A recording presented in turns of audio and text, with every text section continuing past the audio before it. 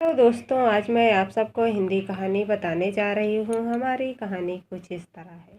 पति ने किया पत्नी के ऊपर शक। आज रात को ऑफिस से आते ही रवि अपनी पत्नी आयशा के ऊपर बहुत गुस्सा होने लगता है। आयशा, ऐसा कहा हो तुम? मेरे सामने आओ।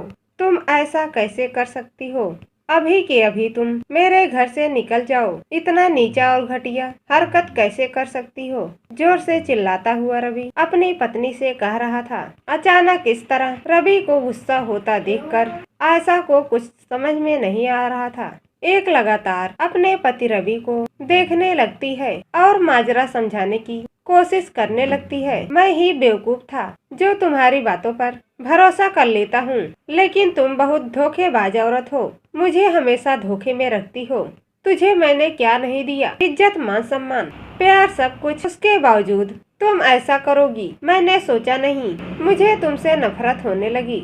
जल्द से जल्द मेरी नजर से दूर हो जा। नहीं नहीं रवि, प्लीज ऐसा मत करो। ऐसा कोई बात नहीं। मुझसे इतनी भी नफरत मत करो। आप नहीं जानते हो मैं आपसे कितना प्यार करती हूँ। आपके बिना मैं एक पल भी नहीं रह सकती। प्लीज मेरी बात को समझने की कोशिश करो। जैसा आप सोच रहे हो वैसा कुछ भी नहीं है। फूट फूट कर रोती हुई आयशा अपने पति के सामने हाथ जोड़ लेती है, लेकिन रवि अपनी पत्नी आयशा का नहीं सुनता। उसके मुख पर दरवाजा बंद करता हुआ अंदर से कमरा लॉक कर लेता है। आखिर ऐसी भी क्या बात हो गई जो रवि अपनी पत्नी आयशा के ऊपर इतना गुस्सा हो रहा था? उसे घर से निकालने की बात कर रहा था। कमरे के बाहर रोती हुई आयशा वहीं बैठ जाती है और कुछ दिन पहले की यादों में खो जाती है। आयशा, तुम किससे बातें कर रही थी? ऑफिस जाने के बाद लगातार तुम्हारा फोन इंगेज बता रहा था। रवि, वह मेरा एक दोस्त है कृष्णा। वह बहुत परेशान था। अपनी परेशानी का हल मुझसे मांग रहा था। ऐसा बिना किसी डर और झिझक के रवि को बताती है। रवि अपनी पत्नी की बात सुनकर शांत हो जाता है, लेकिन उसे संतुष्टि नहीं मिलती और अपनी पत्नी आयशा की ओर संदेह की दृष्टि से देखने लगता है। आयशा दोबारा समझाने की कोशिश करती है। हाँ रवि, जहाँ मैं जॉब करती थी उसी ऑफिस में कृष्णा भी जॉब करता है। कृष्णा बहुत अच्छा इंसान है। कुछ दिन पहले ही उसने आगे बढ़कर मुझसे दोस्ती का हाथ बढ़ाया था, क्योंकि मेरा व्यवहार ऑफिस में उसे सबसे अच्छा लगता था। रवि बहुत बेचैन होकर कहता है। बात दोस्ती तक है या उससे ज्यादा? रवि, आप क्या कहना चाहते हो? दोस्ती का मतलब दोस्ती होता है, उससे ज्यादा या कम का क्या मतलब? ऐसा मतलब तुझे अच्छे से पता है। ज्यादा बात घुमाने की कोशिश मत करो और प्लीज बताओ, दोनों के बीच दोस्ती के अलावा कुछ और तो नहीं है? क्योंकि तुम जानती हो मुझे झूठ पसंद नहीं। यदि कभी मुझे किसी और से सुनने को मिला या देखने को, तब फिर मैं बर्दाश्त नहीं करूँगा। इसलिए अभी और आज सब कुछ खुलकर बता दो। आयशा बोलती है। जी नहीं, बस हम दोनों के बीच दोस्ती ही है। हम दोनों के बीच बातें होती हैं, मानती हूँ। इसके अलावा कुछ भी नहीं। वैसे भी मैं तुम्हारी पत्नी हूँ, इस बात को मत भूलना।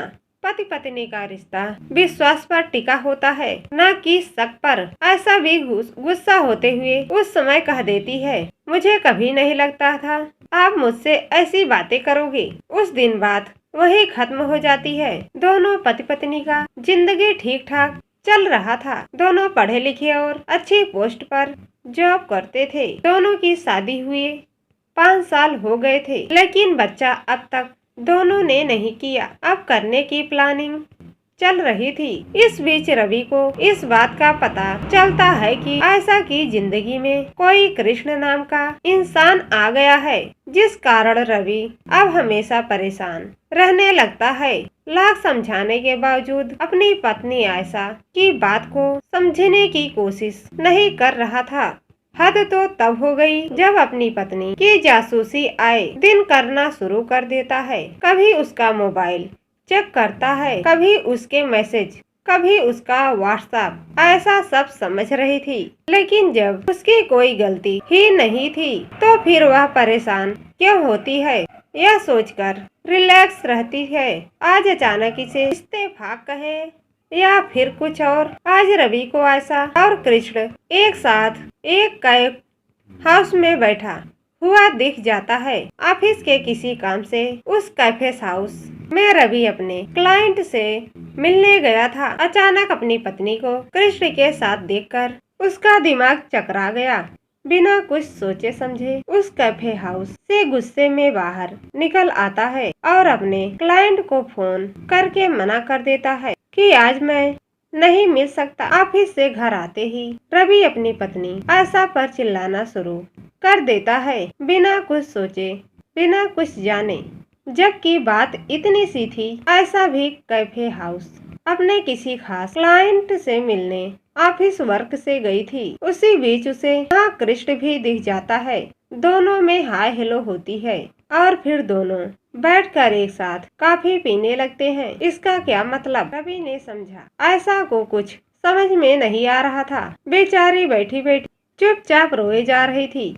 पूरी रात गुजर जाती है। रवि अपना कमरा नहीं खोलता और इधर आयशा पूरी रात बाहर हाल में गुजार देती है। सुबह होते ही रवि न जाने कब खुद तैयार होकर ऑफिस निकल जाता है। वहीं आयशा की नींद अब तक खुली नहीं थी। ऑफिस जाने का समय निकल चुका था, इसलिए अब घर पर ही रहना बेहतर समझती है और मन भी बहुत उदास रहता था। आज रवि अपना ऑफिस न जाकर आयशा का ऑफिस पहुंच जाता है। आयशा के बारे में सारी जानकारी निकालने के बहाने, क्योंकि आयशा का ऑफिस में रवि को कोई नहीं पहचानता था।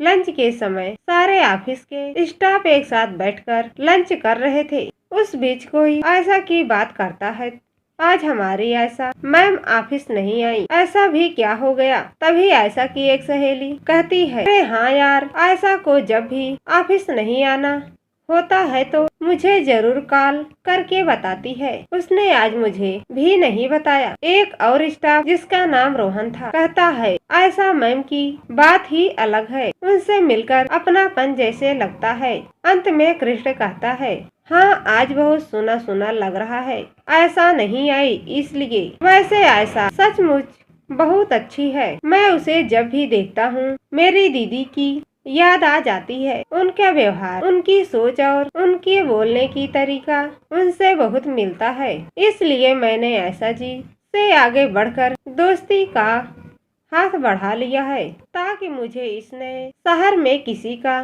साथ और सपोर्ट मिल जाए अपना बोलकर। और जब भी मैं कभी परेशान होता हूँ तो आयशा मैम को कॉल कर लेता हूँ। परेशानी का हल यूं चुटकियों में सॉल्व कर देती है। सचमुच आयशा बहुत अच्छी है और वह इंसान तो बहुत किस्मत वाला है जो उनका पति होगा। इतना सुनते ही रवि का दिमाग काम करना बंद हो जाता है। बिना मतलब न जाने मैंने अपनी पत्नी पर क्या क्या इल्जाम लगा बैठे। मेरी सोच कितनी गिरी हुई है, मैं इतना कैसे गिर सकता हूँ? यह भी अपनी पत्नी आशा के लिए, जो शादी के बाद मुझे और मेरे परिवार को कितने अच्छे से हैंडल करती थी। मैंने उस पर शक करके बहुत गलत किया है। उसी समय रवि अपने घर निकल जाता है। घर पहुंचते ही आशा से उनकी नजर मिल जाती है। रवि अपनी नजर चुराने की कोशिश करने लगता है। आशा भी बस बात करना जरूरी नहीं समझती है। उसे यही लग रहा था अभी रवि को समझाना मतलब लड़ाई करना, इसलिए चुपचाप जाकर सोफे पर